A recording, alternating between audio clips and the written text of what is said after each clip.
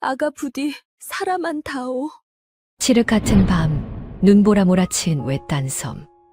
한 여인이 갓난 핏덩이를 안고 어느 초가의 사립 앞에 무너지듯 주저앉았습니다. 죄인이라면 귀신도 잡아낸다던 어사 하나가 어쩐 일인지 파직이 되어 이 섬에 유배와 있다 하였지요. 여인은 목숨을 걸고 이 험한 외딴 섬으로 그 사내를 찾아온 것. 허나 등 뒤로 누군가의 명을 받은 칼날들이 횃불을 밝히고 따라붙어 그를 찾아 문을 두드릴 틈은 이미 없었고, 여인은 그 사립 안쪽에 아이를 몰래 뉘고 겉옷을 벗어 아이인 양 품에 안았습니다. 그러고는 자식과는 정반대인 벼랑 끝으로 달아나 쫓는 자들을 아이에게서 떼어 놓았지요. 더는 물러설 곳 없는 벼랑 끝에서 여인이 눈보라치는 허공으로 몸을 던졌습니다. 대체 누가 무엇 때문에 어미가 제 목숨과 맞바꿔야 할 만큼 저 핏덩이를 노리는 것일까요? 그리고 이 버려진 핏덩이가 훗날 조선을 뒤흔들고 한 사내의 억울한 누명마저 벗기게 되리라는 것을 그때는 그 누구도 알지 못했습니다. 굿밤 야담에 오신 여러분을 환영합니다. 야담 시작 전 구독과 좋아요 부탁드려요. 그리고 지금 어디서 시청 중이신지 댓글로 알려주시면 그곳에 건강과 행복이 가득 깃들기를 바랄게요. 자, 그럼 오늘 이야기 시작합니다. 먼 옛날 조선 후기, 살을 내는 한겨울 새벽, 묻과 아득히 떨어진 외딴 섬, 어귀, 초가의 방문이 삐걱 열리고 한 사내가 하얀 입김을 토해 내며 마당으로 내려섰습니다. 박재호 33. 한때는 임금의 마패를 품고 팔도를 누비던 암행어사였습니다. 죄지은 벼슬아치들이 그 이름 석자만 들어도 밤잠을 설쳤다지요. 허나 그것도 3년 전 이야기. 지금 그의 손은 삭실에 갈라져 손톱 밑마다 검은 흘대가 박혔고 무명 저고리는 소금기에 절어 뻣뻣하게 굳어 있었지요.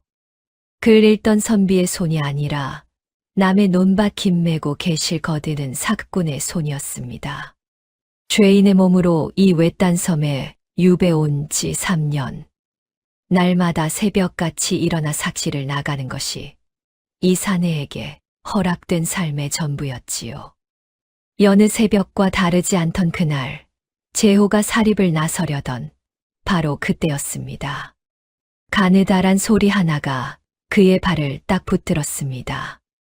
바람 소린가 싶어 걸음을 멈추고 귀를 기울였지요.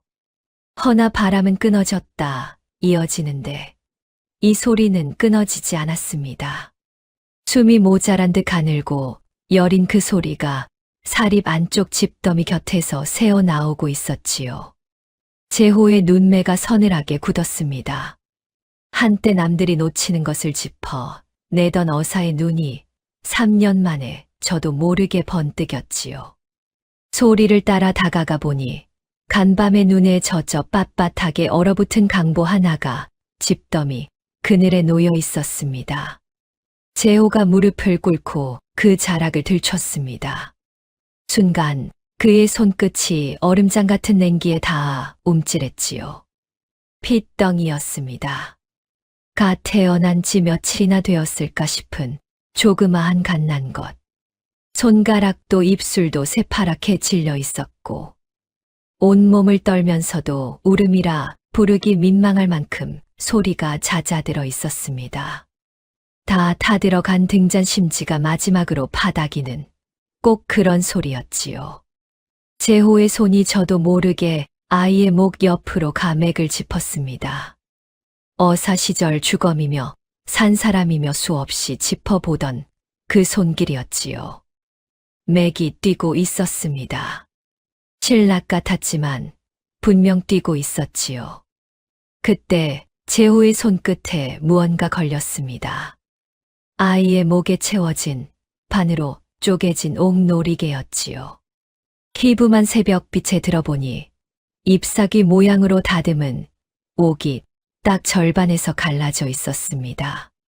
버려진 핏덩이가 지니기엔 이상하리만치 곱고 귀한 물건이었지요. 허나 지금 이 아이에게 필요한 것은 이게 무슨 물건인가 하는 헤아림이 아니라 오직 온기 그 한 가지뿐이었지요.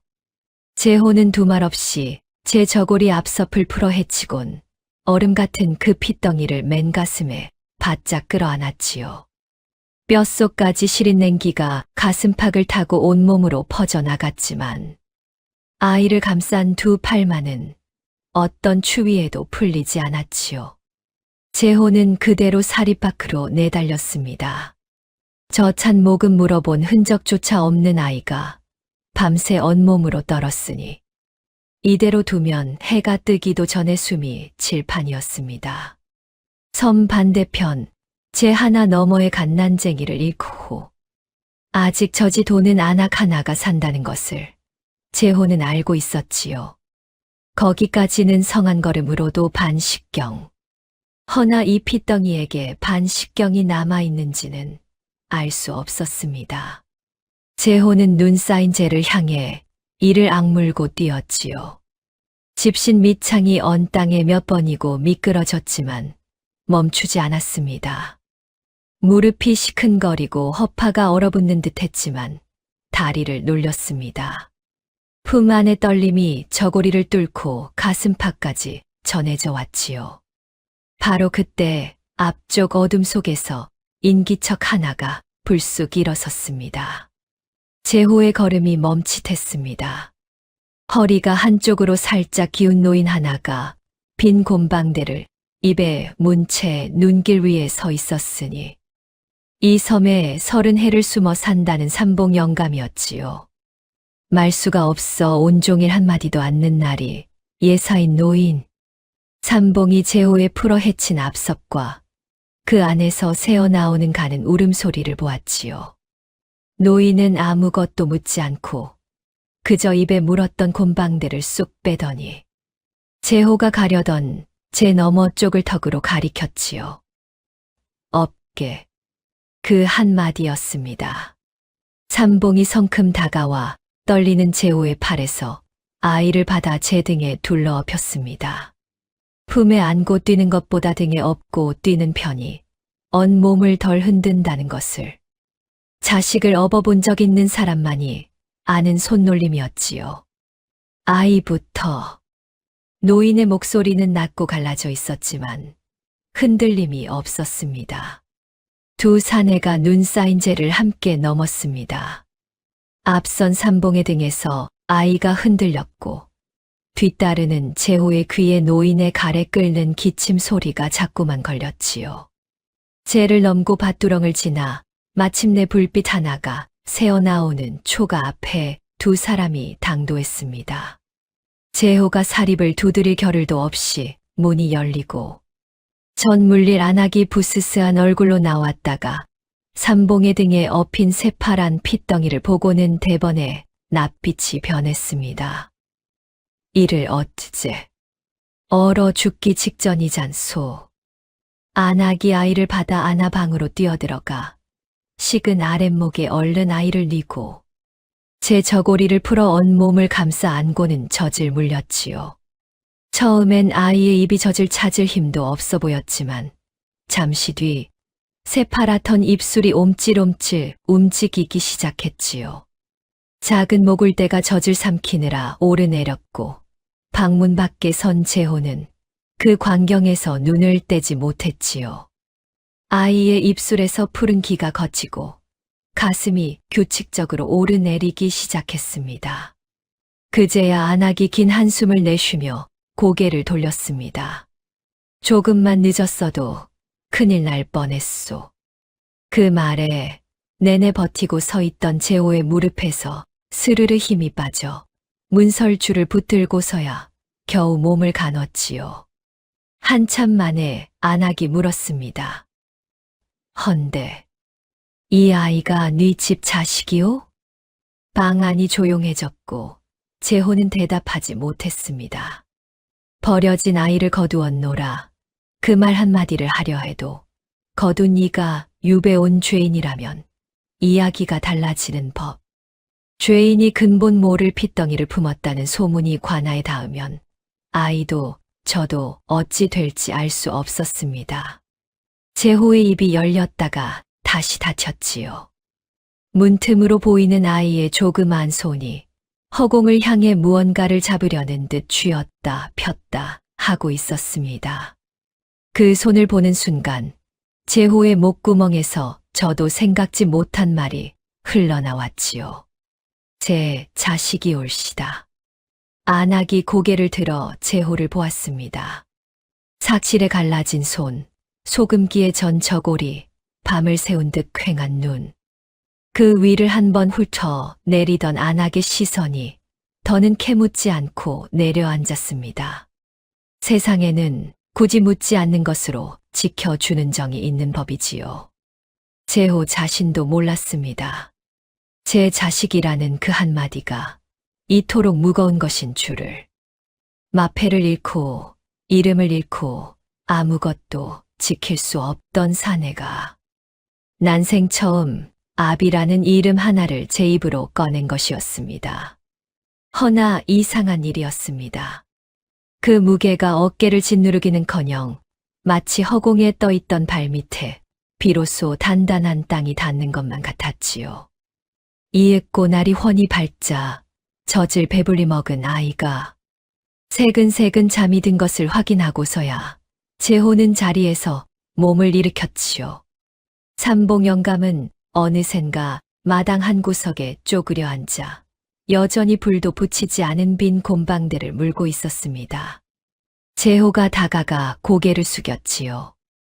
영감님, 오늘 이 은혜는. 삼봉이 손을 한번 내저었습니다. 됐네.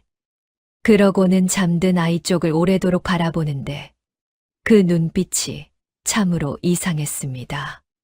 마치 아주 먼 옛날 어딘가에 두고 온 누군가를 더듬는 듯한 초점이 반쯤 풀린 눈이었지요.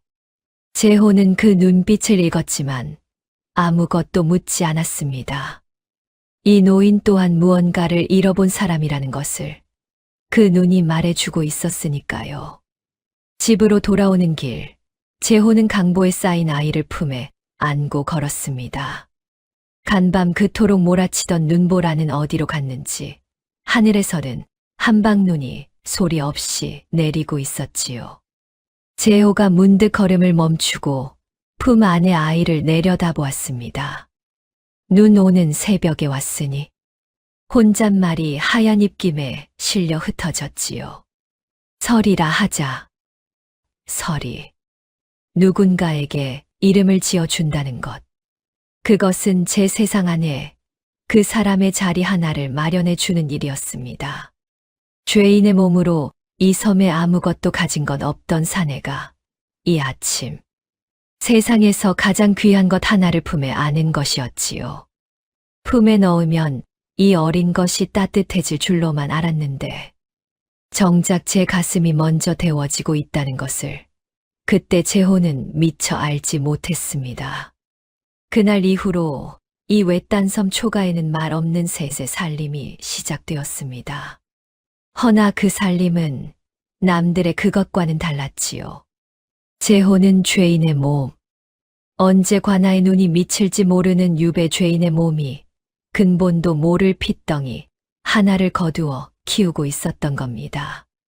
이 사실이 관아에 닿는 날이면 아이도 저도 무사하지 못할 것을 제호는 잘 알고 있었지요. 그래서 이 셋의 살림에는 늘 숨죽인 구석이 있었습니다.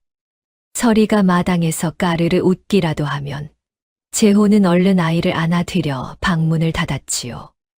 젖동량을 다닐 때도 남의 눈을 피해 새벽길로만 돌았고 삼봉이 아이를 맞는 것조차 관아 사람 눈에 띄지 않게 조심 또 조심했습니다. 세월은 그렇게 정을 쌓는 기쁨과 들킬까 조이는 두려움을 나란히 얹은 채 흘러갔지요.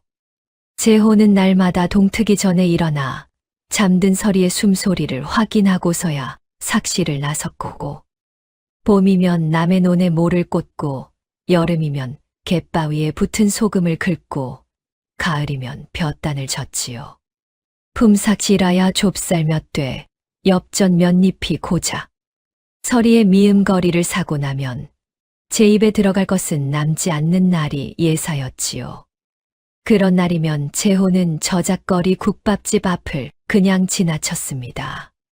찬물로 배를 채우면 1시경쯤은 시장기가 속아 넘어가 주었으니까요. 서리에 젖이 떨어지는 날에는 사대부의 체면이고 뭐고 없었지요. 이 집 저 집 사립을 돌며 젖도는 안악이 있는 곳이면 어디든 고개를 숙이고 젖동량을 다녔습니다. 한때 팔도의 벼슬아치를 벌벌 떨게 하던 어사가 갓난 것. 저 찬 모금을 얻으려 남의 집 문 앞에서 허리를 굽히고 있었던 겁니다. 허나 재호는 그것이 조금도 부끄럽지 않았지요. 새벽에 서리 곁에 누워 그 조그마한 배가 오르내리는 것에 손을 얹고 있으면 줄인 배도 시린 손도 잃어버린 이름도 죄다 잊혀졌으니까요. 이 아이가 숨 쉬고 있다는 것, 그 하나면 충분했습니다. 서리가 겨우 말을 떼기 시작하던 무렵 옹알이 끝에 아이가 처음으로 또렷하게 뱉은 말이 하필 그 한마디였습니다. 아, 아버지. 삭실에서 막 돌아와 집신끈을 풀던 재호의 손이 그 자리에 굳었어요. 아이가 두 팔을 벌린 채 저를 올려다보며 다시 불렀습니다. 아버지, 가르친 적 없는 말. 그리 불러달라 청한 적도 없었지요. 이름을 잃고 벼슬을 잃고 죄인 소리만 듣고 살아온 사내였습니다. 세상 그 누구도 다정히 불러주지 않던 그를 이 작은 것이 아버지라 부른 것이었어요. 재호는 한참을 말없이 서 있다가 천천히 무릎을 굽혀 아이를 끌어안아 품에 안긴 아이의 등을 갈라진 손이 가만가만 쓸었어요. 아무 말도 하지 못했습니다. 그저 목울대가 뜨겁게 잠겼을 뿐 죄인의 몸으로 아무것도 지킬 수 없던 사내에게 세상이 처음으로 내어준 이름이었습니다. 아버지. 그 세 글자면 남은 삶을 다 걸어도 아깝지 않을 것 같았어요. 그리고 이 아이가 자라는 동안 그 곁을 말없이 함께 지켜준 이가 하나 있었습니다. 삼봉 영감이었지요. 재호가 삭시를 나가는 새벽이면 노인은 어느새 사립 앞에 와 서 있었습니다. 맡기네 하는 말도 다녀오게 하는 말도 없었지요. 그저 방으로 들어가 잠든 서리 곁에 앉아 이불자락을 한번 여며 줄 뿐. 재호도 아무 말 없이 고개 한번 숙이고 사립을 나설 따름이었지요. 말은 없었지만 매일 새벽 문 앞에 서 있는 그 발소리와 매일 저녁 잠든 아이를 안고 기다리는 그 그림자가 한 번도 입 밖에 낸 적 없는 약속을 묵묵히 지키고 있었습니다. 세상에는 그런 사람이 있는 법이지요. 말 한마디 없이 곁에 서 있는 것으로 제 마음 전부를 말하는 사람 말입니다. 허나 이 조용한 살림에도 이따금 서늘한 바람이 불어닥치곤 했지요. 관아에서 죄인의 동태를 살피러 사람이 나오는 날이었습니다. 정해진 날도 없이 불쑥 들이닥치니 재호는 늘 마음 한구석을 졸이며 살 수밖에 없었지요. 그날도 사립 밖에서 관차의 헛기침 소리가 들리자 재호의 등줄기가 순간 얼어붙었습니다. 방 안에는 서리가 잠들어 있었지요. 재호는 소리 나지 않게 아이를 안아 벽장 깊숙이 뉘고 이불로 덮었습니다. 부디 깨어 울지만 말아다오. 그 마음으로 방문을 열고 마당으로 나섰고 관차가 방 안을 힐끔 들여다보며 물었습니다. 별일 없이었다. 예. 그저 삭실이나 다니며 지냅니다. 재호의 목소리는 태연했지만 등에는 식은땀이 배어 있었지요. 관차가 마당을 한 바퀴 휘둘러보는 그 짧은 동안이 재호에게는 한나절처럼 길게 느껴졌습니다. 다행히 벽장 속 아이는 깨지 않았고 관차가 사립을 나서고 발소리가 멀어지고 나서야 재호는 참았던 숨을 길게 내쉬었습니다. 벽장을 열어 잠든 서리를 품에 안아드는 손이 그제야 가늘게 떨렸지요. 이 아이를 지키는 일은 이렇듯 날마다 살얼음판을 걷는 일이었습니다. 그렇게 세월이 흘러 서리가 3살이 되던 해 가을. 그 무렵 서리는 여느 아이들과는 어딘가 다른 데가 있었지요. 하루는 재호가 삭실에서 돌아오니 서리가 마당에서 종알종알 그날 있었던 일을 늘어놓고 있었습니다. 할아버지랑 개울 건너 장터 갔어. 엿집도 가고 돌미륵도 봤어. 재호가 웃으며 물었지요. 그래, 개울에서 장터까지는 어찌 갔누? 큰 느티나무 지나서 대장간 옆으로 돌아서 청사초롱 걸린 주막 앞으로.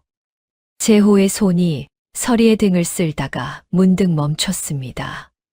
그 길을 재호가 서리에게 일러준 적은 단 한 번도 없었지요. 영감님, 이 길 아이한테 가르쳐 주셨습니까? 마당 한 구석에 앉아있던 삼봉이 빈 곰방대를 문 채 고개를 저었습니다. 한 번 갔네. 딱 한 번. 딱 한 번 지나간 길을 느티나무며 대장간이며 청사초롱까지 차례대로 짚어내는 3살배기라니요. 재호는 서리를 내려놓고 저도 모르게 한 걸음 뒤로 물러섰습니다. 서리가 고개를 들어 아비를 올려다보더니 저녁 햇살에 눈을 찡그리며 방긋 웃었지요. 재호는 이내 그 조그만 머리를 쓰다듬으며 무릎을 굽혔습니다. 우리 서리가 참으로 영특하구나. 그게 다였습니다.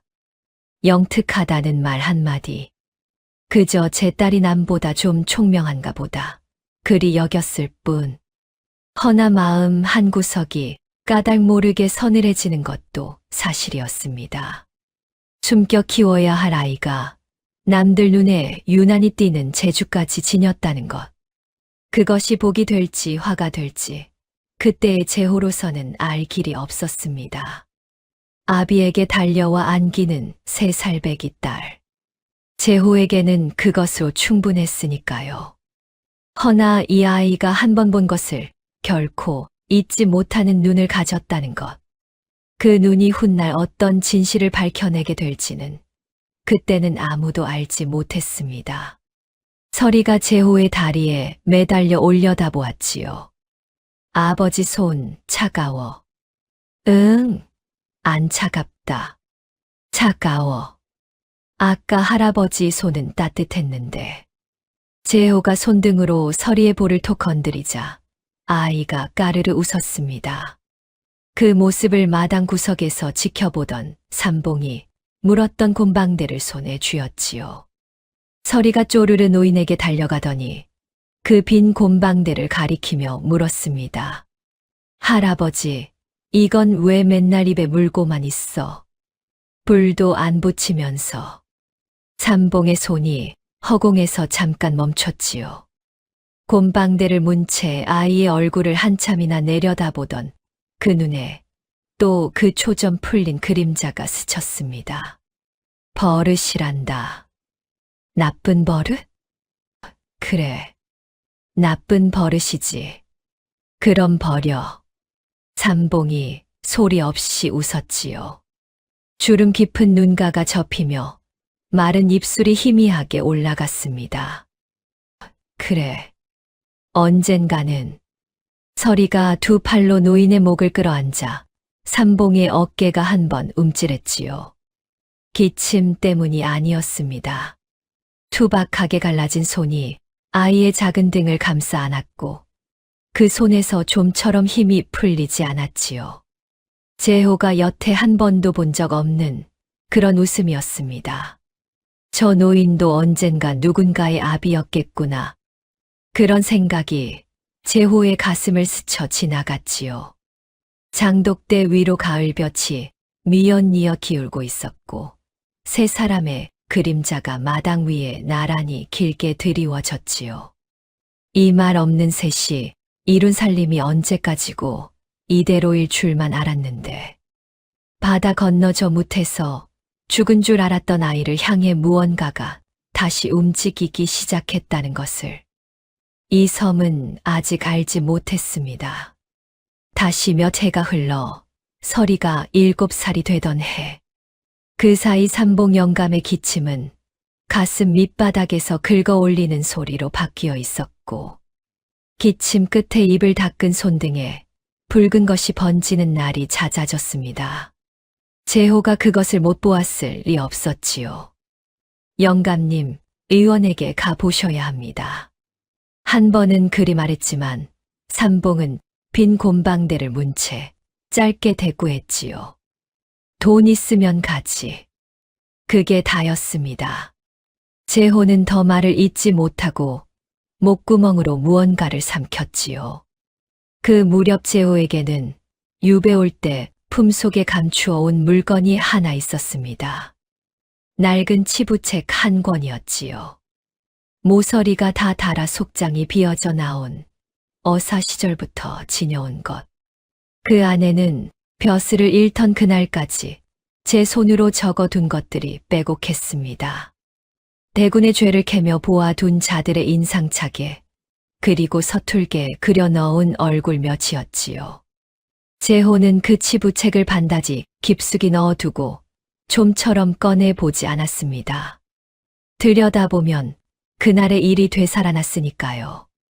한 도의 백성을 살피라 임금이 내린 마패를 품고 재호는 대군의 죄상에 손을 뻗었더랬습니다. 그 죄가 어전에 닿기 직전, 손이 채 닿기도 전에 도리어 재호가 대군에게서 뇌물을 받았다는 증좌가 감쪽같이 씌워졌습니다. 조작이었습니다.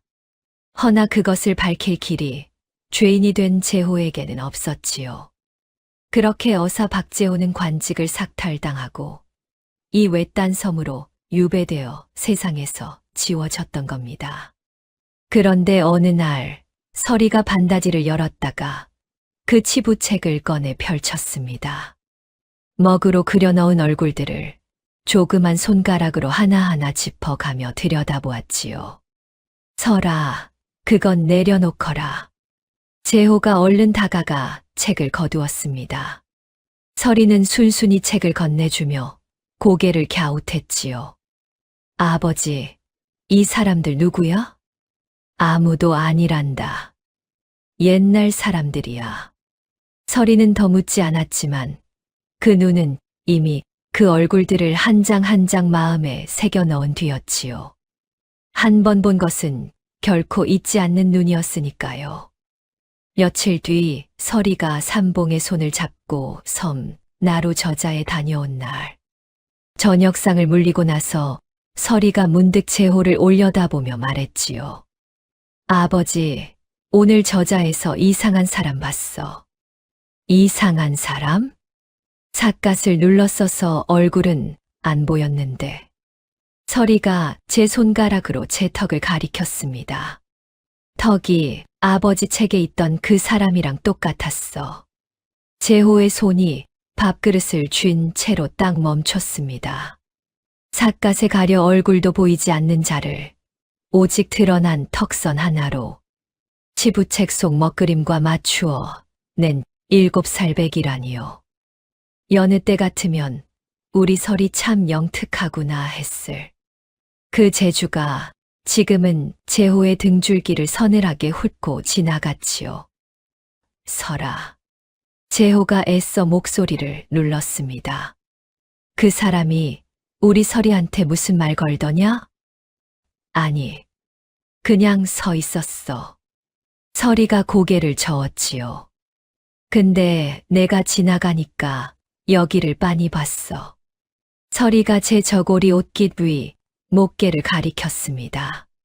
저자 사람들 틈에 밀리며 옷깃이 젖혀졌을 때 그 안에 감춰두었던 반쪽 옥 놀이개가 잠깐 드러났던 모양이었지요. 그러더니 삿갓을 이렇게 숙였어. 얼굴 안 보이게. 재호의 가슴 한복판이 쿵 하고 내려앉았습니다. 그 놀이개는 서리가 처음 이 집에 왔던 날부터 목에 지니고 있던 것이었지요. 버려진 핏덩이가 지니기엔 이상하리만치 곱던 반으로 쪼개진 옥. 재호는 그것이 무엇을 뜻하는지 여태 헤아리지 못했지만 낯선 그자는 그 옥 한 조각을 얼핏 보는 것만으로 무언가를 알아챈 눈치였습니다. 그날 밤 서리가 잠든 것을 확인한 재호는 사립을 나서 낮에 서리가 일러준 저자 어귀, 낯선 자들이 묵는다는 주막 쪽으로 향했습니다. 담벼락 그늘에 몸을 붙이고 숨을 죽이자 방 안에서 두런거리는 말소리가 새어나왔지요. 확인했습니다. 그 아이가 틀림없습니다. 재호의 온몸이 굳었습니다.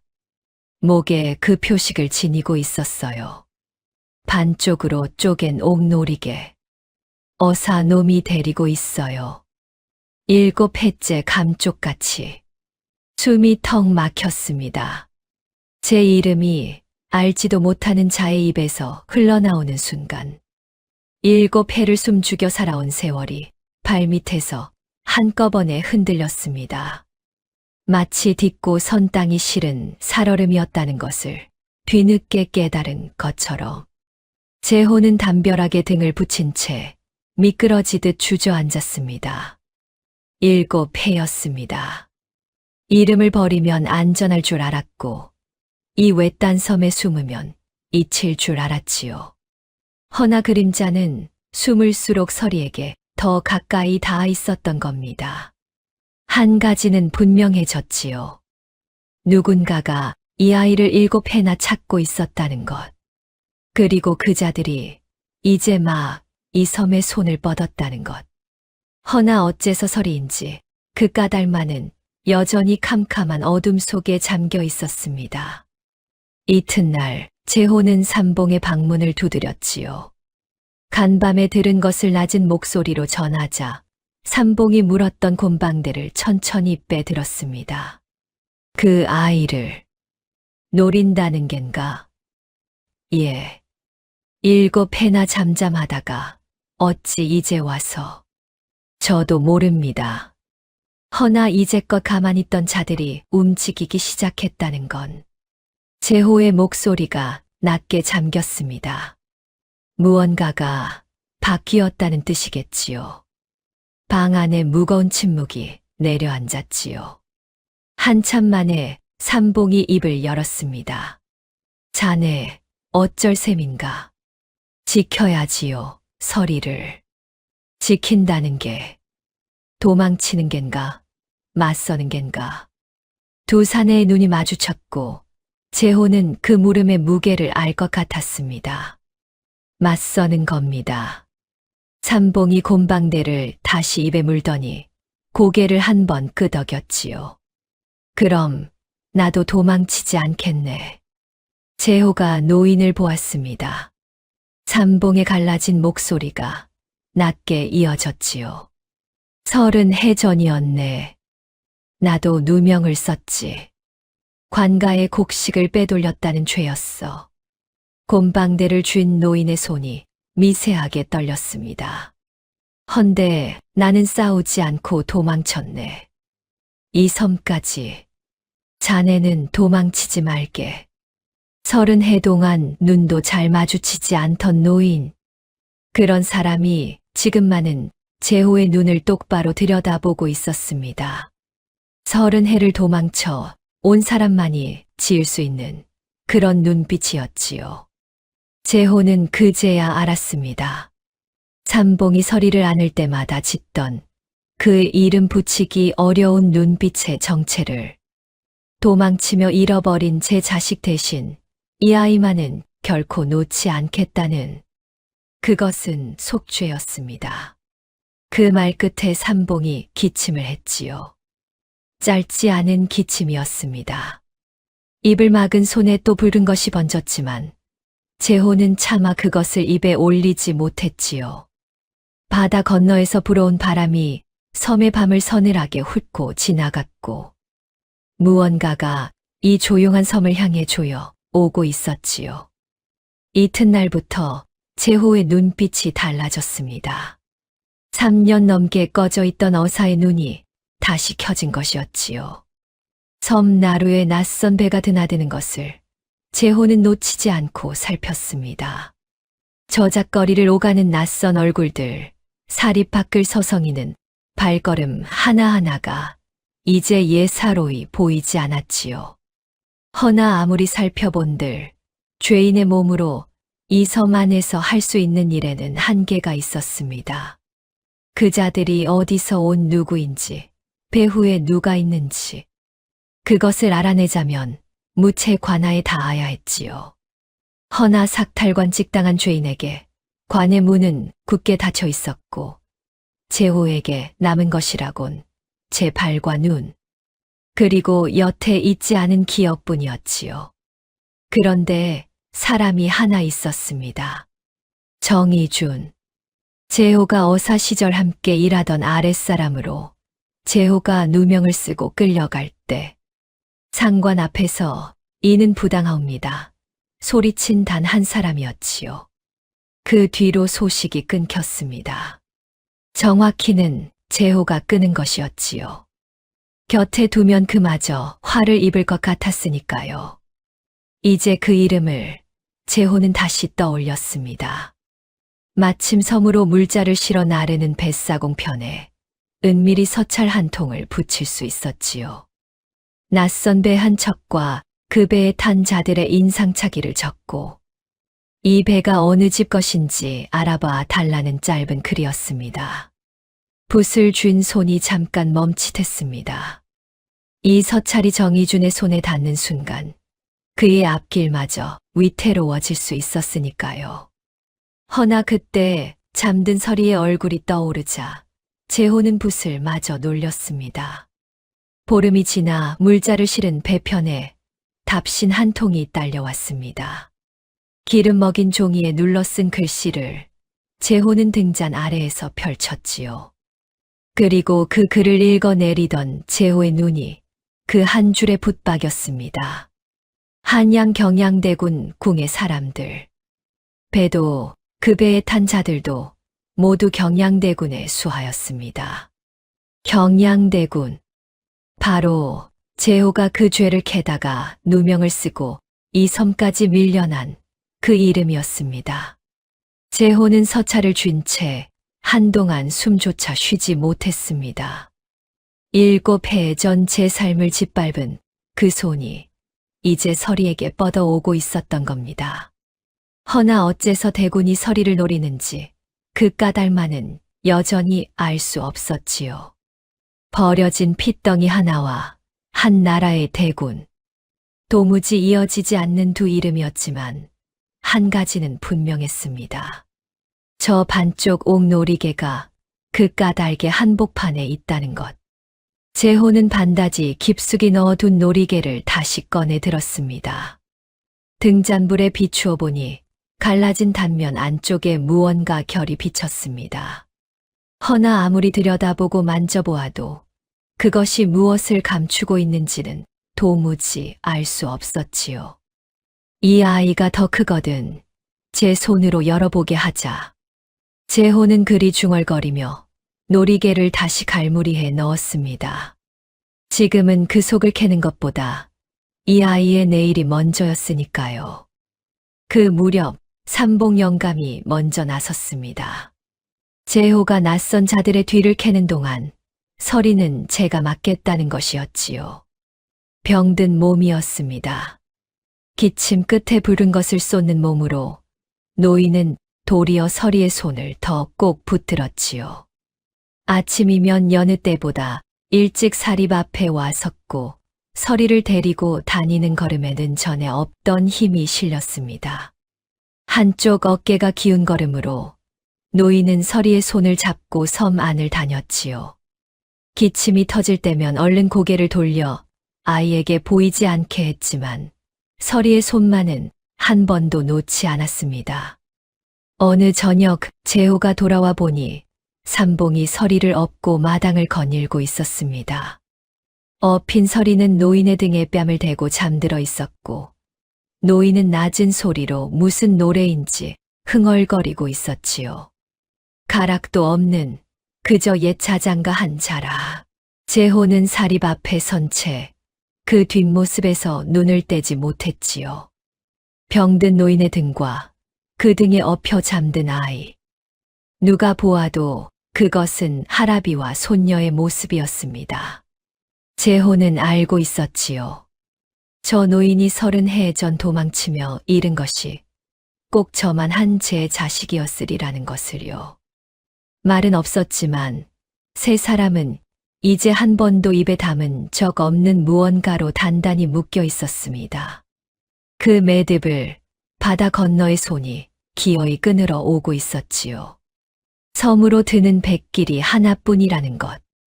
그것이 이 섬의 안온함이자 동시에 벗어날 길 없는 덫이라는 것을 제호는 그제야 서늘하게 깨닫고 있었습니다. 그날 이후로 그림자는 더 이상 숨지 않았습니다. 삿갓쓴 자가 이제는 대놓고 제호의 사립 앞 언덕에 서 있곤 했지요. 아침에 서리가 삼봉의 손을 잡고 나서면 그 자는 멀찍이서 그 뒤를 따라 붙었습니다. 저녁이면 다시 사립이 내려다 보이는 그 언덕에 돌아와 어둠 속에서 초가의 불빛을 지켜보았지요. 숨길 뜻이 없다는 것. 그것은 곧 언제든 손을 뻗을 수 있다는 무언의 협박이었습니다. 제호는 밤마다 문고리를 2번씩 확인했고 서리를 벽 안쪽에 뉘고 제가 문 쪽에 누웠지요.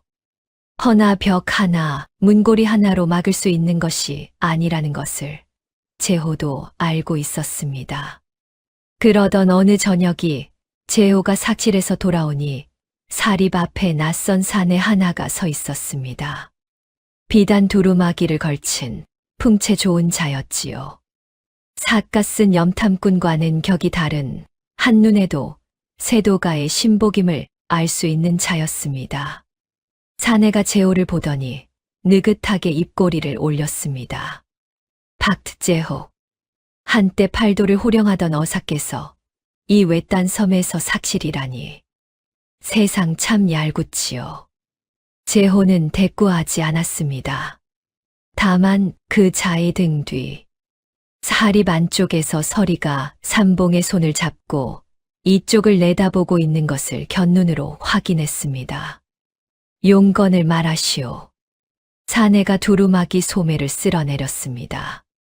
저 아이를 내놓으시지요. 제호의 어깨가 굳었습니다. 대감마님께서 오래전에 잃어버린 물건을 되찾고자 하십니다. 물건. 핏덩이 하나를 이자는 물건이라 불렀습니다. 근본도 모를 아이를 거두어 죄인이 7해나 감추었더군요. 이것만으로도 큰 죄가 됩니다. 사내의 목소리는 부드러웠지만 그 부드러움 아래 서슬이 시퍼랬지요.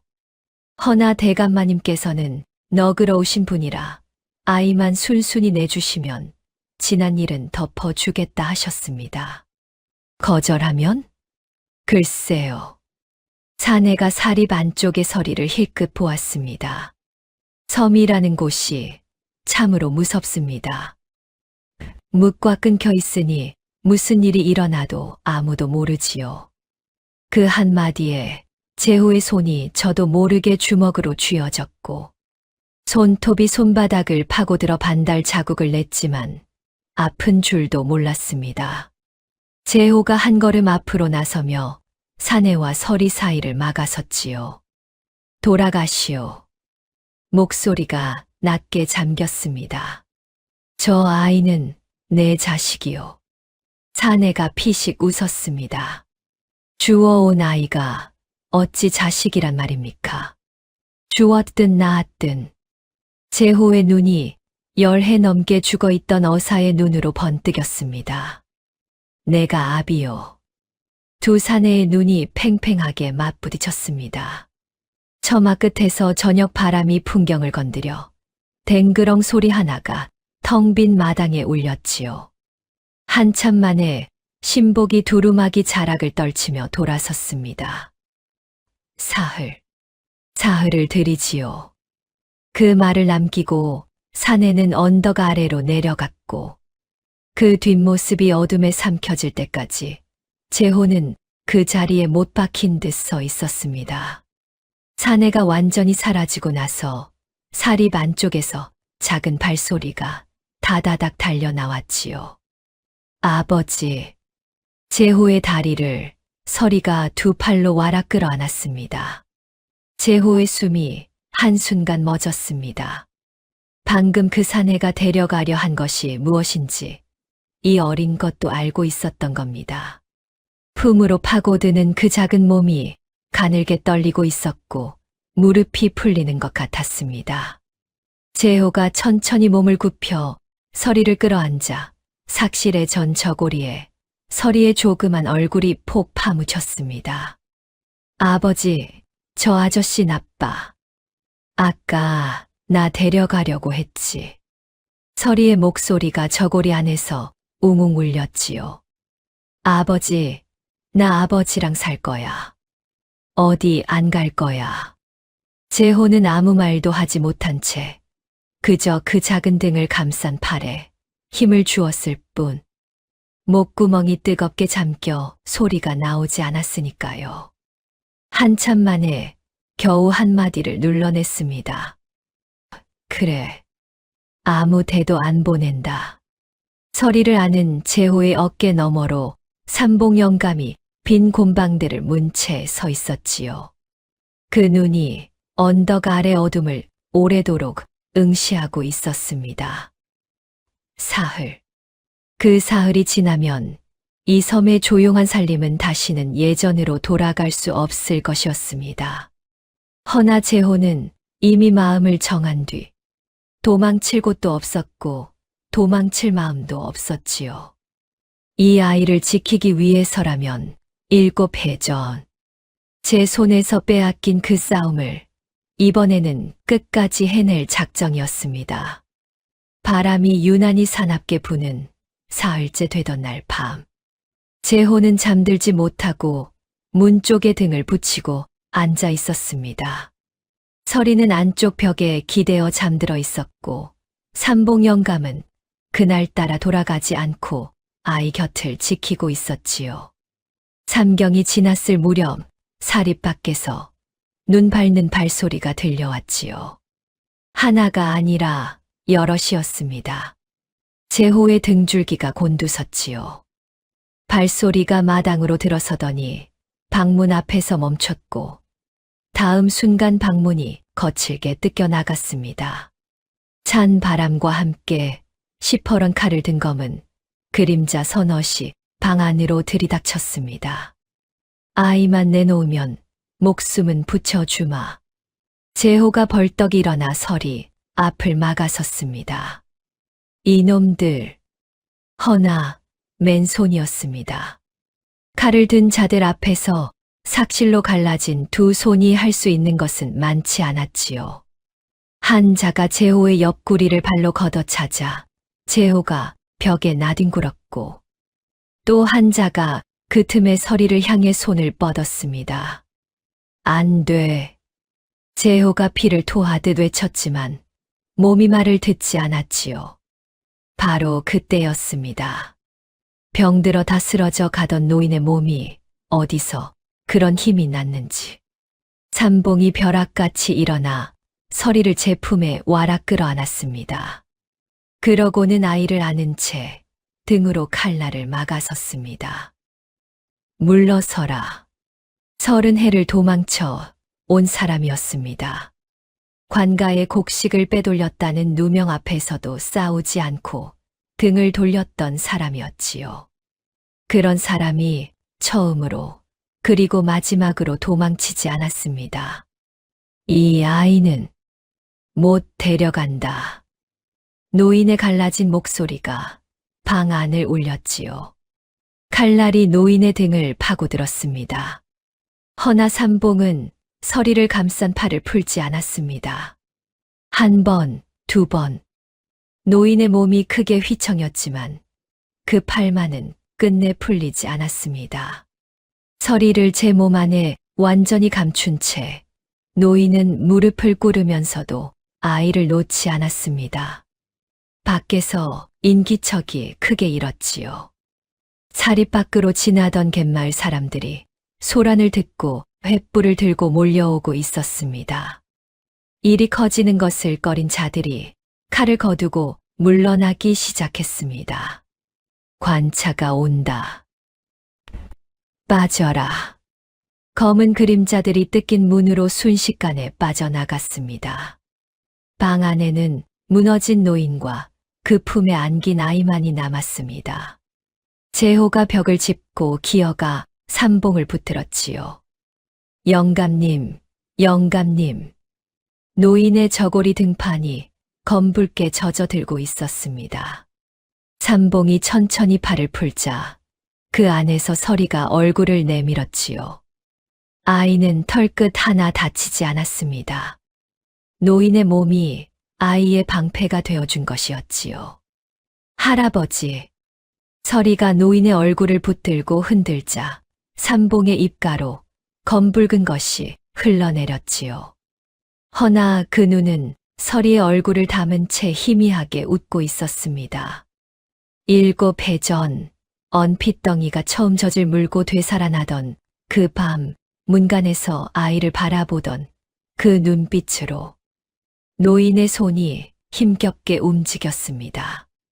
입에 물고 있던 빈 곰방대를 손끝으로 더듬어 쥐었습니다. 그러고는 그것을 방바닥에 툭 떨어뜨렸습니다. 30해를 하루도 빠짐없이 입에 물고만 있던 곰방대, 불 한 번 붙이지 않고 도망친 죄를 스스로 벌하듯 물고만 있던 그것을 서리에게 언젠가 버리겠다고 했던 그 곰방대를 그 언젠가가 바로 지금이었습니다. 노인은 마지막 힘으로 그 곰방대를 버렸습니다. 서리가 곰방대를 주워 노인의 손에 쥐어 주려 했지만 삼봉이 고개를 저었지요. 그러고는 갈라진 손을 들어 서리의 볼을 한 번 쓸었습니다. 무언가 말하려는 듯 입술이 달싹였지만 소리는 나오지 않았지요. 그저 그 눈이 서리의 얼굴을 마지막까지 담고 있었습니다. 이윽고 노인의 손이 스르르 흘러내렸습니다. 서리의 볼에서 방바닥으로 그 곁에 버려진 곰방대가 놓여 있었지요. 방 안이 고요해졌습니다. 서리가 노인의 가슴에 얼굴을 묻었지요. 할아버지, 일어나, 일어나 봐. 아이의 목소리가 잦아들었고 제호는 소리 내어 울지 못했습니다. 이를 악물고 노인의 식어가는 손을 두 손으로 감싸 쥐었을 뿐 바람에 실려갈 만큼 가벼운 몸, 이 가벼운 몸이 칼날 앞에서 한 발도 물러서지 않았습니다. 허나 슬픔에 잠길 겨를 조차 주어지지 않았지요. 날이 밝기 무섭게 이번에는 관차들이 사립으로 들이닥쳤습니다. 죄인 박재호는 오라를 받으라. 간밤의 소동이 엉뚱하게 뒤집혀 있었지요. 죄인이 근본 모를 아이를 감추어 기른 데다 밤중에 살변까지 났으니 모든 죄가 재호에게 씌워진 것이었습니다. 경양대군의 손이 뒤에서 움직인 것을 재호는 알고 있었지요. 허나 죄인의 말을 누가 믿어주겠습니까? 포졸들이 재호의 팔을 뒤로 꺾어 오라를 지웠습니다. 아버지, 서리가 달려들었지만 포졸 하나가 아이를 붙들어 떼어 놓았습니다. 아버지, 아버지. 재호가 끌려나가며 고개를 돌려 서리를 보았습니다. 노인의 주검 곁에서 홀로 울부짖는 7살배기. 가슴 한복판이 뜯겨나가는 것 같았습니다. 허나 오라 지운 몸으로는 손 한 번 뻗을 수 없었지요. 서라. 재호가 목이 터지도록 외쳤습니다. 아비가 반드시 데리러 오마. 그때까지만 견뎌다오.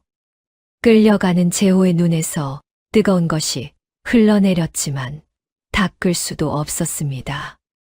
오라 지은 손은 얼굴까지 올라가지 않았으니까요. 서리의 울음소리가 점점 멀어졌습니다. 그렇게 하룻밤 사이에 이 섬의 조용한 셋의 살림은 산산이 부서지고 말았습니다.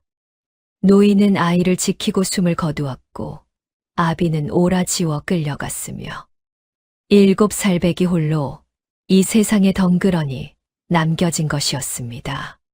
서리가 실려간 곳은 한양 경양대군의 궁이었습니다. 소슬대문을 몇 개나 지나야 안채에 닿는 으리으리한 기와집. 서리는 그 안쪽 깊숙한 방 하나에 들여졌습니다. 비단 이부자리에 색색의 놀이개와 고운 각시 인형이 방 안 가득했지만 서리는 아무것도 만지지 않았습니다. 방문 밖에서는 잠금새 채우는 소리가 났지요. 넓고 화려한 그러나 잠긴 방이었습니다. 섬의 곰팡내 나던 좁은 방, 빗물 새던 천장 아래가 그리웠지요. 거기서는 아버지와 나란히 누워 천장의 물 자국을 보며 저것이 무슨 모양이네 하고 웃곤 했으니까요. 서리의 눈에서 눈물이 차올랐지만 소리는 내지 않았습니다. 이 집에서 우는 소리를 들려주고 싶지 않았거든요. 7살이었습니다. 이 모든 일을 홀로 견디는 아이가 고작 7살이었지요. 허나 이 아이의 머릿속에는 아버지의 치부책이 통째로 들어 있었습니다. 한 번 본 것은 사라지지 않는 눈을 가진 아이였으니까요. 서리가 눈물을 닦고 고개를 들었습니다. 아버지, 조금만 기다려. 이튿날 아침 방문이 열리며 경양대군이 들어왔습니다. 풍채 좋은 몸에 비단 도포를 걸치고 얼굴에는 연습한 듯 반듯한 미소가 걸려 있었지요. 내가 서리라고 했느냐. 서리는 대답하지 않고 대군을 올려다보았습니다. 여기가 내 진짜 집이다. 이 방도 다 내 것이야. 대군이 방 안을 손으로 가리켰습니다. 필요한 것이 있거든 무엇이든 말하거라. 서리가 입을 열었습니다. 아버지는요. 대군의 미소가 한순간 굳었다가 이내 돌아왔지요. 내 아비는 죄를 지어오게 갇혔다. 내가 여기서 얌전히 지내면 곧 만나게 해주마. 거짓이었습니다. 서리는 그것을 알았지요. 허나 아이는 고개를 숙이며 순순히 대답했습니다. 예. 대군이 흡족한 얼굴로 방을 나갔고 문이 닫히고 다시 잠금쇠 소리가 났습니다. 서리는 닫힌 문을 오래 바라보았지요. 섬에서 아버지가 늘 하던 말이 있었지요. 무서울수록 눈을 크게 뜨고 똑똑히 보라고. 서리는 눈물을 삼키고 방 안을 둘러보기 시작했습니다. 한 번 보면 잊지 않는 그 눈이 이 낯선 집을 읽어 나가기 시작했지요. 서리는 시키는 대로 했습니다. 웃지도 울지도 않았지만 그 눈만은 잠시도 쉬지 않았습니다. 뜰을 거닐 때면 담장의 높이를 재었고 대문에서 안채까지의 걸음 수를 헤아렸지요. 그리고 사랑채 한쪽 끝, 늘 굳게 닫혀 있는 육중한 서고 문 하나가 있었지요. 저기는 무엇 하는 곳이에요? 서리가 묻자 시중드는 안하기 손사래를 쳤습니다. 거긴 대감마님 서고란다. 아무도 못 들어가.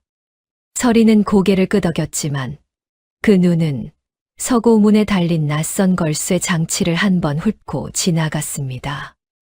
며칠 뒤 저녁, 대군이 서고로 드는 것을 서리는 사랑채 대돌 곁에 쪼그려 앉아 지켜보았습니다.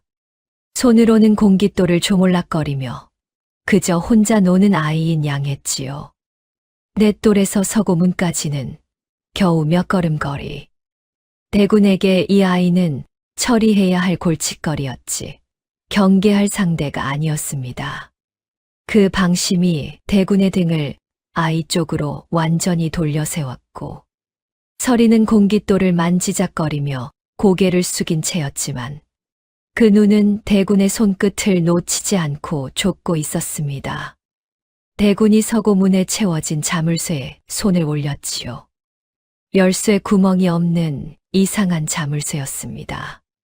몸통에 자잘한 쇠 글쇠가 여러 줄 박혀 있어 그것들을 정해진 차례로 밀어 맞춰야만 열리는 물건이었지요.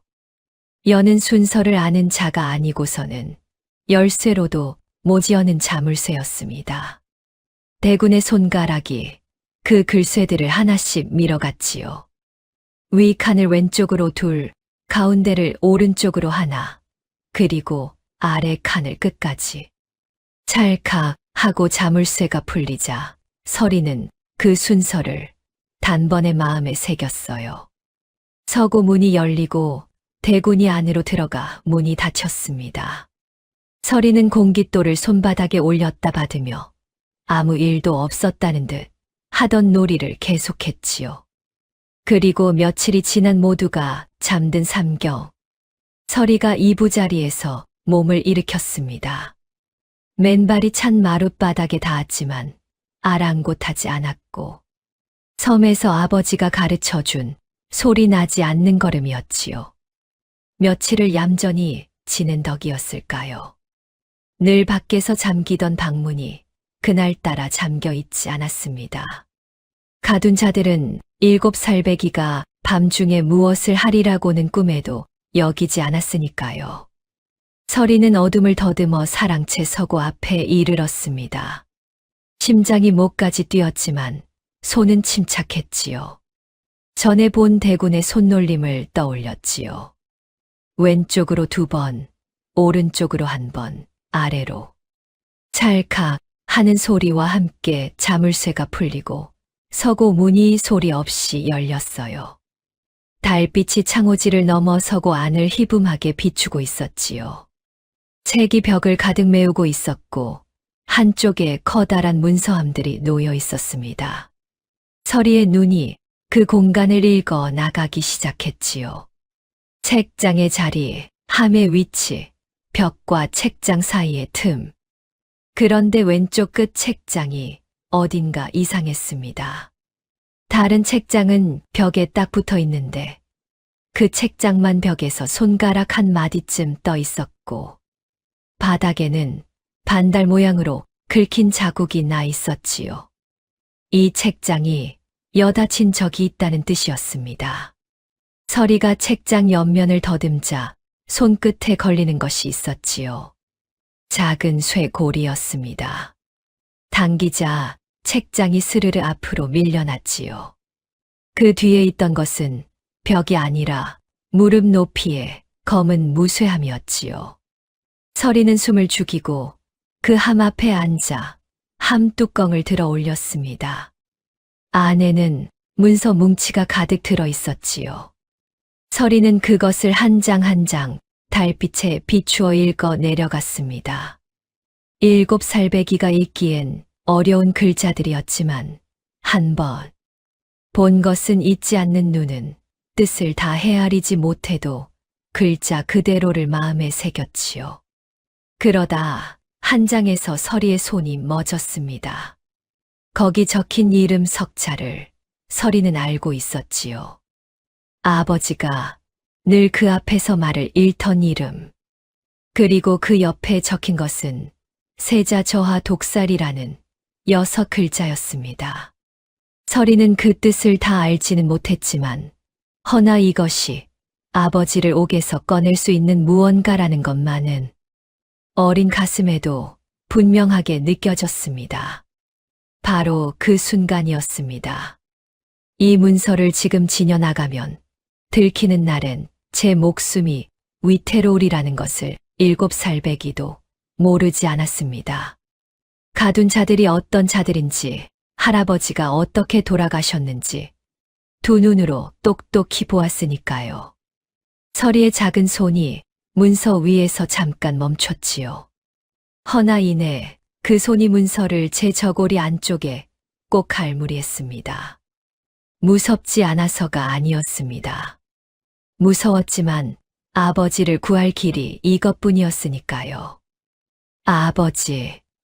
서리가 어둠 속에서 소리 없이 입술만 움직였습니다. 내가 꼭 구할게. 7살 배기가 제 목숨을 걸기로 마음먹은 그 밤. 경양대군의 궁은 제 안에서 무슨 일이 벌어지고 있는지 까맣게 알지 못했지요.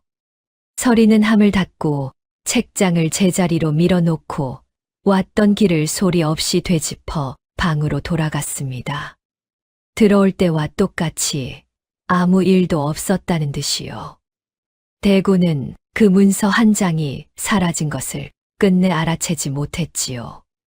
죄인은 이미 오라에 묶여 국청으로 끌려갔고 승소는 떼어놓은 당상이라 여겼으니 제 서고의 함을 다시 열어볼 까닭조차 없었던 것이지요. 바로 그 방심이 훗날 제 발등을 찍게 될 줄은 꿈에도 모른 채 말입니다.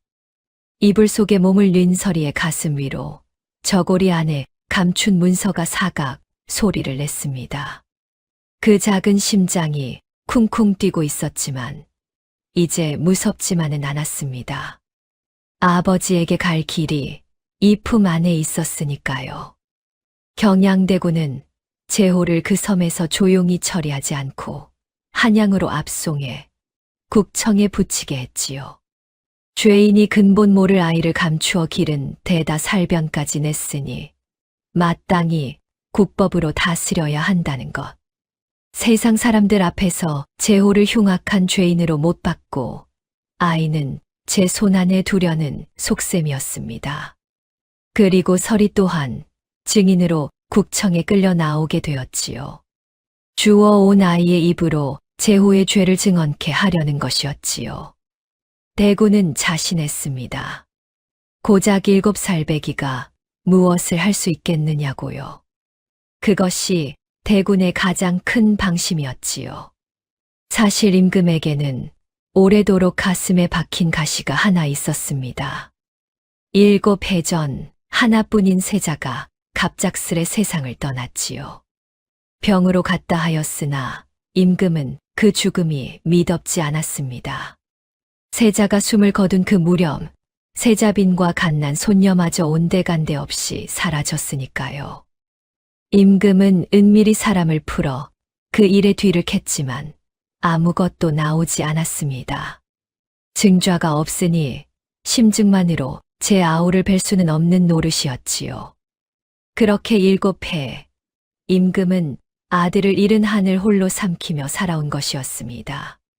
바로 그 임금 앞에 오늘 뜻밖의 죄인 하나가 끌려 나온 것이었지요.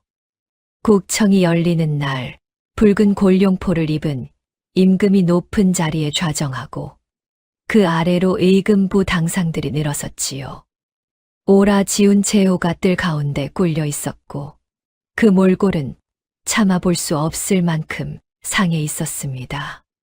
한쪽에는 경양대군이 여유로운 낯으로 앉아 있었지요. 대군 측 관원이 먼저 목소리를 높였습니다. 저 죄인 박제호는 근본도 모를 아이를 주어 7해나 몰래 길렀사옵니다. 이것만으로도 국법을 어긴 것이온데 관원이 서리를 흘끗 보았습니다. 살변까지 저질렀으니 그 죄가 하늘에 닿았나이다. 임금의 시선이 뜰 한쪽에 선 조그만 아이에게 가 닿았습니다. 저 아이를 증인으로 세웠느냐? 그러하옵니다. 저 아이의 입으로 죄인의 죄상을 밝히고자 하나이다. 서리가 앞으로 나왔지요. 7살 배기가 서기엔 너무도 큰 자리였지만 아이의 걸음은 떨리지 않았습니다. 대군 측 관원이 서리에게 물었지요.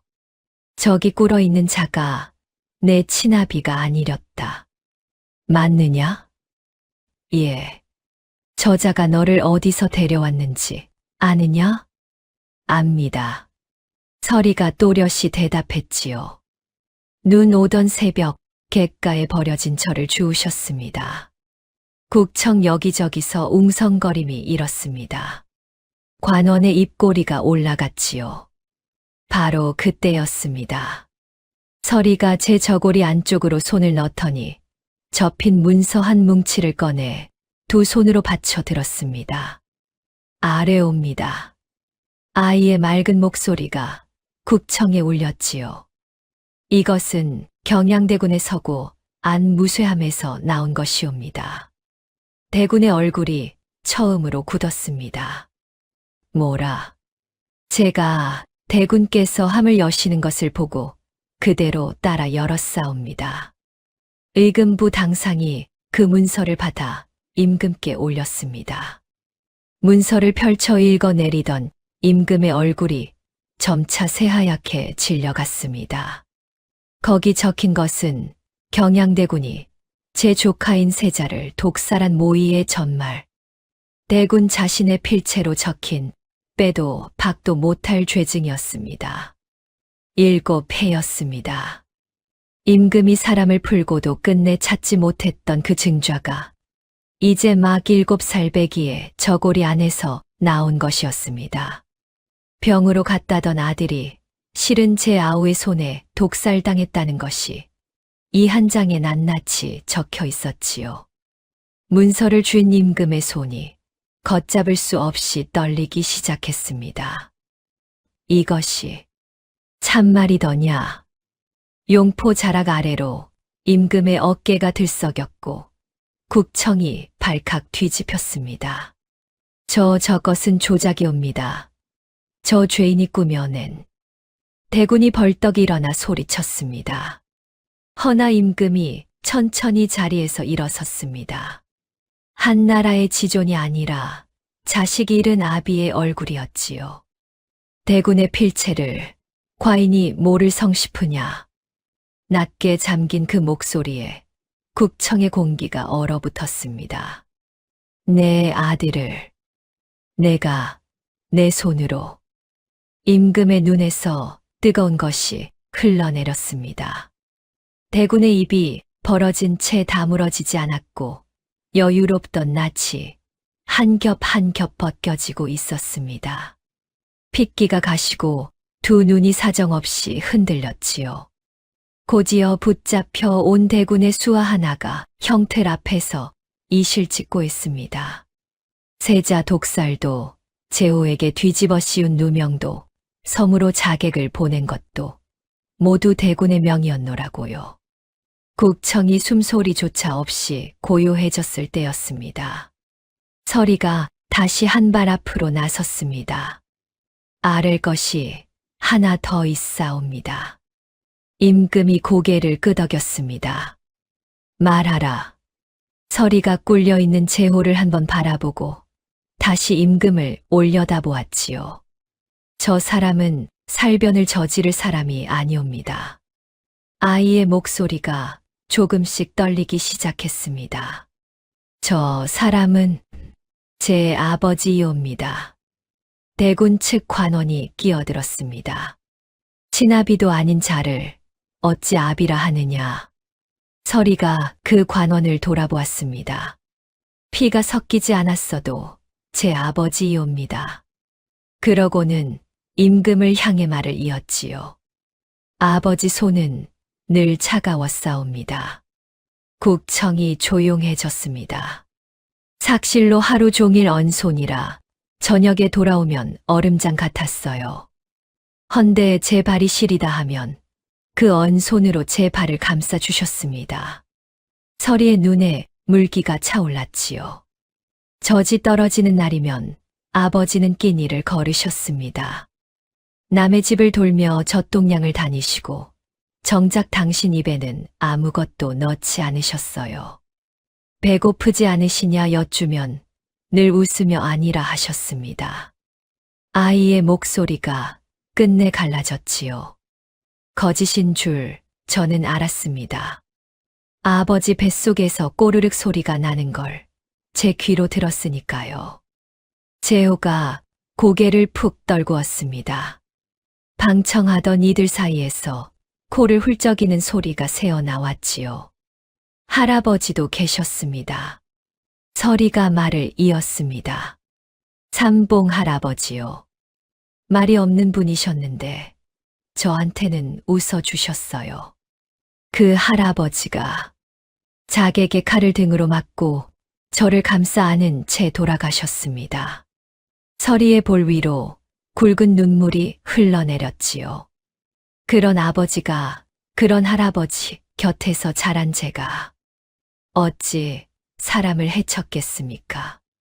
국청 안에 아이의 울음 섞인 목소리만이 울렸습니다. 임금의 눈가에도 물기가 어렸지요.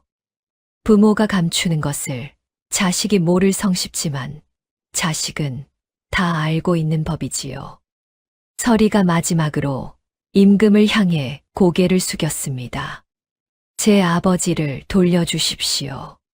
판결은 오래 걸리지 않았습니다.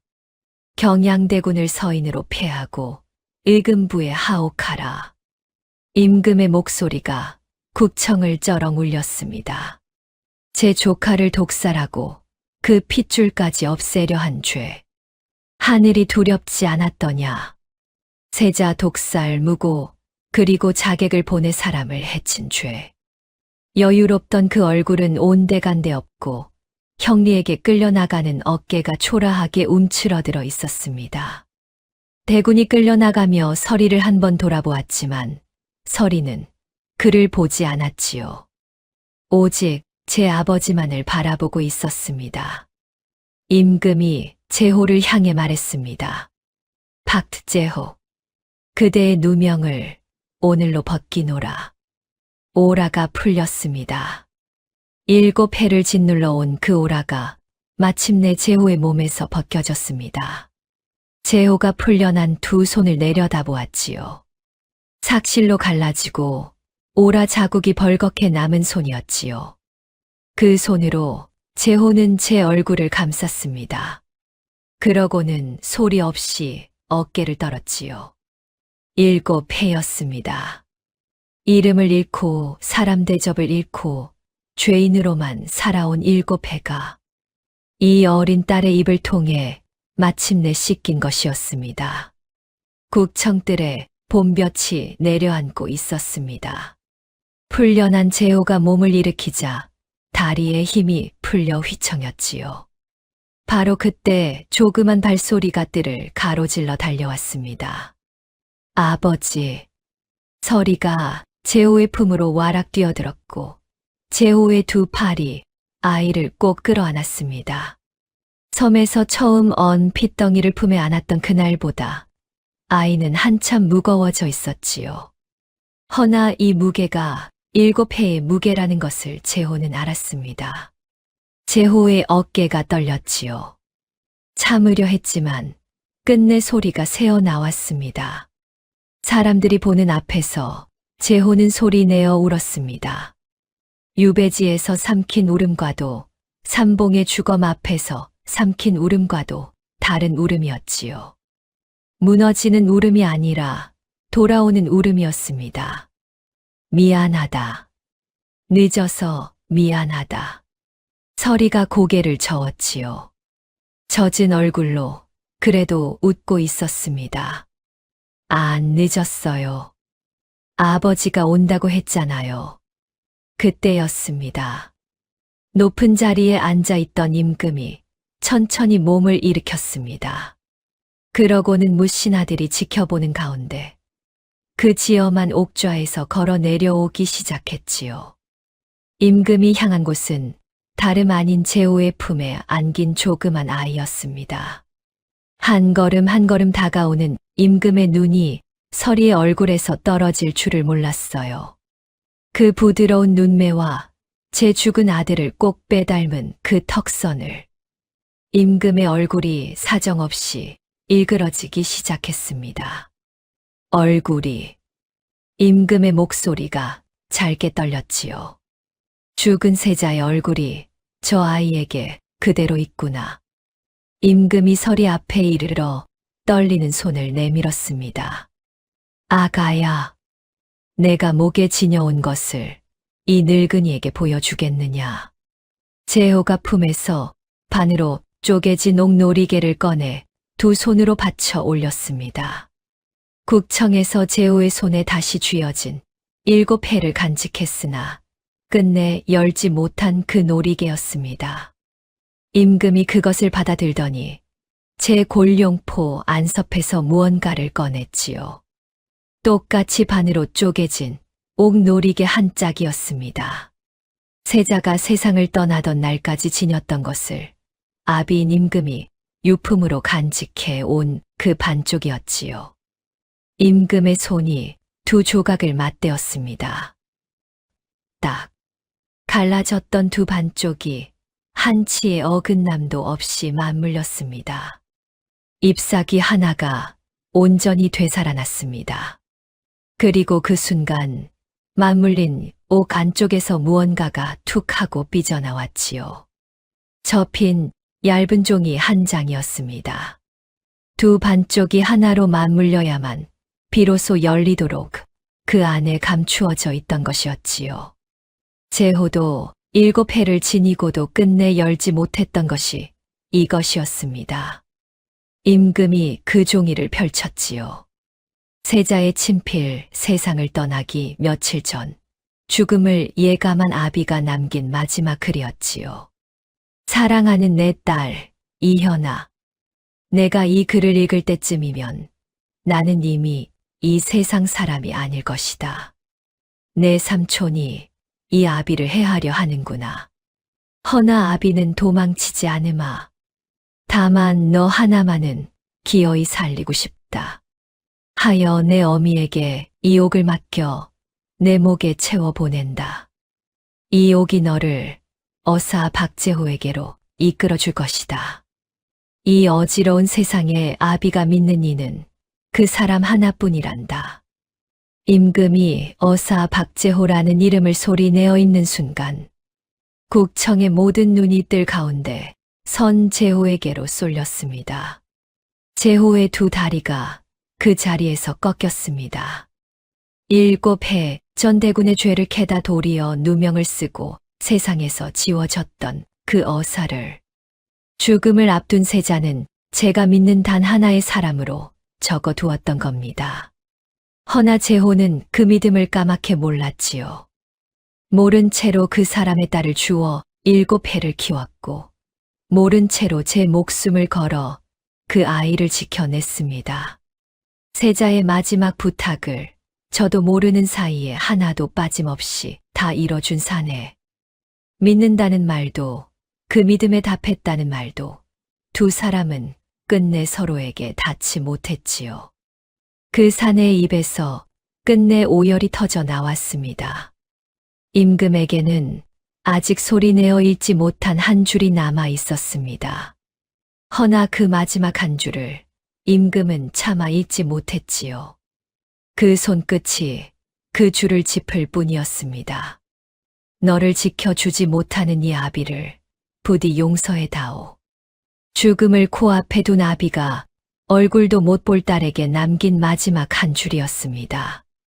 위험을 알면서도 도망치지 않고 증좌와 사랑을 함께 옥 안에 감추어 아내의 손에 들려 보낸 것이었지요. 아비가 남긴 마지막 사랑이 7해를 돌고 돌아 이제야 딸의 앞에서 열린 것이었습니다. 서리가 그 글을 들여다보았지요. 한 번 본 것을 잊지 않는 눈이 아버지의 글자 하나하나를 마음에 새겼습니다. 얼굴도 모르는 아버지의 손이 처음으로 제게 말을 건네고 있었지요. 서리의 눈에서 눈물이 뚝뚝 떨어졌습니다. 임금이 서리 앞에 몸을 낮추었지요. 한 나라의 지존이 7살배기의 눈높이에 맞추어 무릎을 굽힌 것이었습니다. 아가야. 임금의 손이 서리의 볼을 감쌌지요. 7해들. 이 할아비가 너를 죽은 줄로만 알고 살았구나. 내 아비가 그리 되고 너마저 잃은 줄 알고. 임금이 시녀에게 눈짓하자 시녀가 두루마리 하나를 펼쳐들었습니다. 한 젊은 사내의 초상이었습니다. 부드러운 눈매에 서리와 꼭 닮은 턱선을 가진 얼굴이었지요. 내 아버님이시다. 세자 저하, 이 할아비의 아들이니라. 서리가 그 초상을 오래도록 바라보았습니다. 7해를 얼굴도 모르고 그리워한 아버지의 얼굴을 이제야 마주한 것이었지요. 서리의 손끝이 초상 속 아버지의 얼굴을 더듬었습니다. 그때 임금이 서리의 손에 쥐농 놀이개를 어루만졌지요. 방금 편지 속에서 아비가 이르던 내 어미가 목에 채워보냈다던 바로 그 옥이었습니다. 내 어미가 세자빈이 어떻게 되었는지 너는 아직 모르겠구나. 임금의 목소리가 잘게 떨렸지요. 그 아이가 너를 안고 자객을 피해 그 먼 섬까지 갔더구나. 헌데 끝내 쫓기게 되자 너를 어느 초가 앞에 몰래 뉘어놓고는 임금이 잠시 말을 잊지 못했습니다. 제 겉옷을 너인 양 안고 자객들을 벼랑 끝으로 끌고 가 몸을 던졌다더구나. 너 하나를 살리려 제 목숨을 미끼로 내던진 게야. 서리의 눈이 커졌습니다. 7해 전 눈 오던 새벽 제 목에 이 반쪽 옥을 걸어준 그 손이 죽으러 가던 어미의 마지막 손길이었던 것입니다. 아가야. 서리가 소리 없이 그 말을 입에 담아보았지요. 얼굴도 모르는 어미가 벼랑 끝에서 마지막으로 부르던 그 말. 서리의 볼 위로 굵은 눈물이 쉼 없이 흘러내렸습니다. 아비는 유서를 남기고 어미는 제 몸을 던져 두 사람이 함께 이 아이 하나를 세상에 남긴 것이었지요. 허나 아이는 울면서도 그 자리에 오래 머물지 않았지요. 고개를 돌려 제 곁에 선 제호를 올려다보았습니다. 그러고는 제호에 갈라진 손을 제 두 손으로 꼭 잡았지요. 임금이 젖은 눈으로 서리를 바라보았습니다. 이제 궁으로 가자꾸나. 내가 있어야 할 곳으로. 서리가 임금을 올려다보았지요. 그리고 다시 제 손 안에 쥔 제호의 손을 내려다보았습니다. 7해 전 그 언손이 저를 처음 품어 주었지요. 발이 시리다 하면 감싸주고 젖을 얻으려 끼니를 거르던 그 손이었지요. 서리가 고개를 들어 또렷한 목소리로 말했습니다. 저는 이현이옵니다.